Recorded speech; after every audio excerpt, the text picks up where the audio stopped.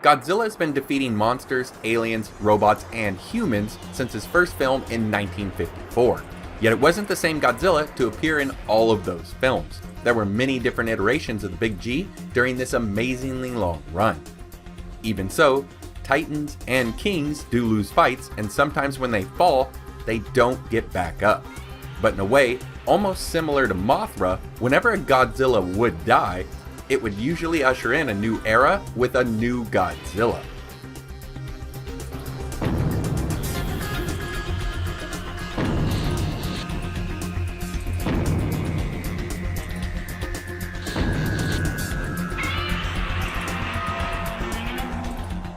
As powerful as Godzilla seems to be, it would appear that no incarnation of the King of the Monsters on film is immortal. The very first Godzilla, Gojira, from 1954, as we all know, was killed by the Oxygen Destroyer along with Dr. Serizawa.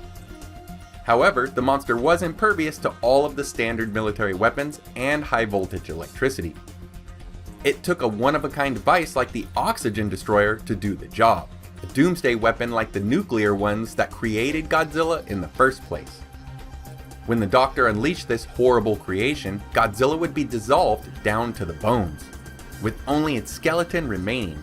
Yet even in defeat, the people of Japan would be in mourning. And not only for their lost loved ones and the devastation done to their homeland, but they are in mourning for mankind's abuse of power, leading to the creation of the deadly monster plague. The Showa era would continue on with a second Godzilla, one that would survive all the remaining films in the Showa continuity. But I think some of us forget that the original 1954 Gojira exists in most of the eras and film continuities, adding one more death of Godzilla to those later series. The Monsterverse, of course, is not tied to 54, neither was Godzilla 98, or the Netflix anime trilogy.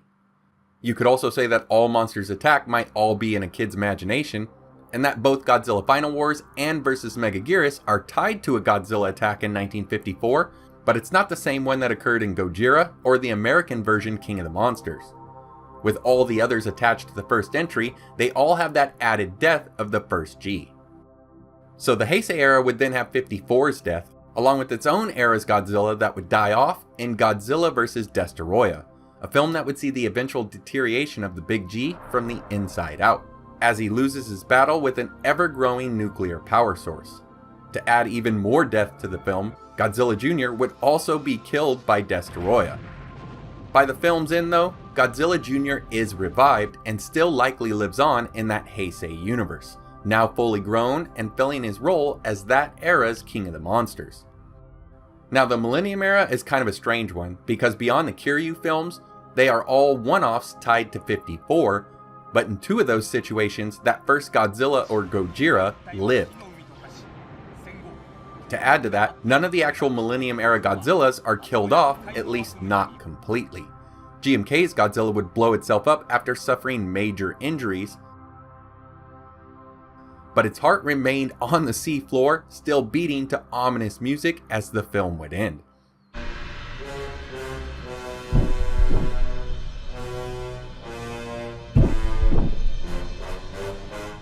So this may not be the death of GMK's Godzilla.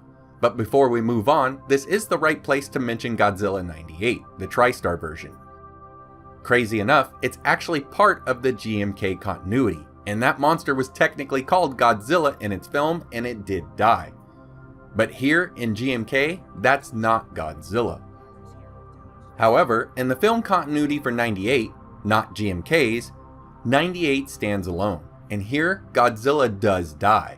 But one could argue that this take on Godzilla would later on become Zilla in name and not in relation to the Final Wars Zilla, which I tend to agree with, meaning this isn't a Godzilla death when looking at the bigger picture.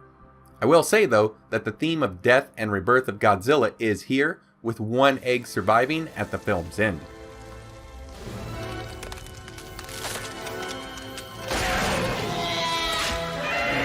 Sticking with the American Godzilla films like Godzilla 2014, there is a death of a member of Godzilla's species.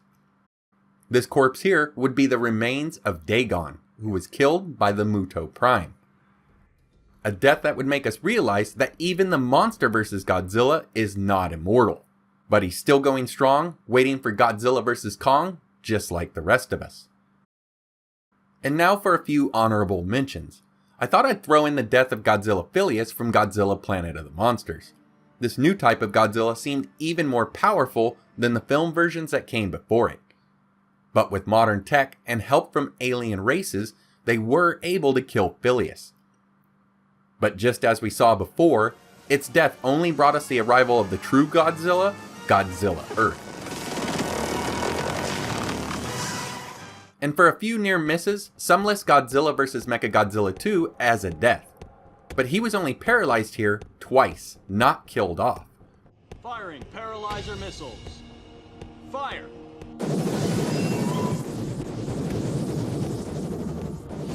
Although if not for the help of Fire Rodan, Mechagodzilla may have finished him off. And this does make sense as Toho was looking to kill Godzilla to end the era, considering this movie as a possible ending in the early stages.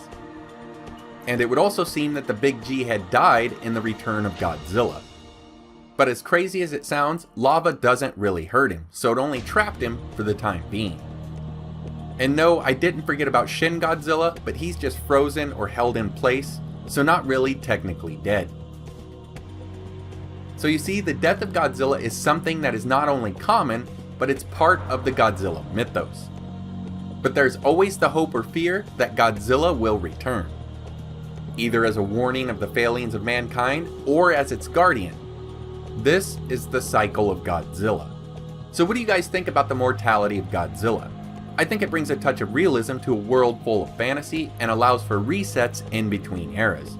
I have to admit though, I still wish that they would have picked up after the Heisei era with Godzilla Jr. taking on the mantle of his father. Thanks for watching guys, I'd love to hear your thoughts and questions down below. Take care, and I hope to see you next time.